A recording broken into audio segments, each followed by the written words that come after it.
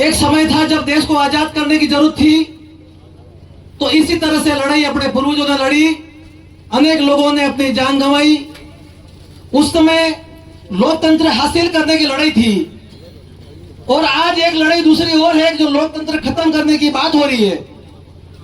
जब 272 से सरकार बन रही है और 400 का नारा दे रहे हैं, तो 400 का नारा देने का मतलब यह है कि आने वाले समय में चुनाव को खत्म करना है, लोकसभा अपने लोकतंत्र को खत्म करना है और संविधान को खत्म करना है, इसलिए 400 पार का नारा दे रहे हैं। और अनेक इनके नेता लोग अपने भाषणों में अपने मुंह से ये बात को कह चुके हैं। इसलिए मेहरबानी करके ये मात्र एमपी बनाने का चुनाव नहीं है, ये अपने बच्चों के भविष्य का चुनाव है। आने वाले समय के अंदर आप देखोगे, जिस तरह से मेरे भाई एक अभी बात करके गए हैं कि 4 साल की नौकरी होने जा रही है। आज तो इन्होंने एक हाथ मारा है सेना के ऊपर, कल पुलिस की 4 साल की नौकरी होगी, परसों मास्टर की 4 साल की नौकरी होगी, परसों कंप्यूटर की 4 साल की नौकरी होगी। तो आप सोच लेना आने वाले समय के अंदर क्या होने वाला है।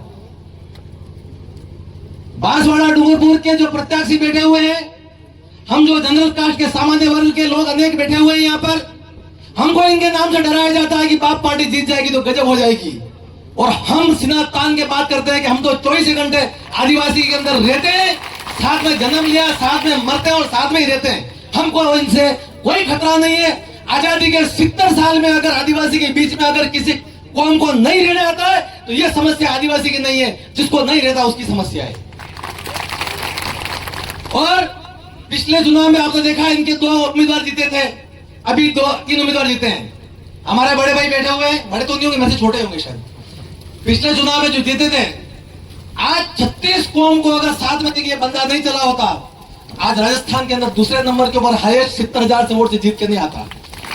लोग तो एक बार जो मेंबर बनता है उसको दूसरी बार मेंबर नहीं बनाते हैं। ये कोई छोटी बात नहीं है, बहुत बड़ी बात है। और मैं आपको एक बात और बोलना चाहता हूं, मेरे भाई हरि सिंह जी आप बैठे हुए, अपने कांग्रेस के अंदर किसी राजपूत का कभी अपमान हुआ क्या? आज वो रूपाला क्या कह रहा है कि राजपूतों ने अपने बेद बेटियों को मुगलों से रोटी बेटे का व्यवहार किया, और राजकोट के सारे राजपूत इकट्ठे होकर कसम खाई, और ये चिंगारी ठेठ यूपी तक लगी है, और एक लोटे के अंदर नमक डाल के कसम खाई है कि हम कोई राजपूत समाज के लोग बीजेपी को वोट नहीं देंगे।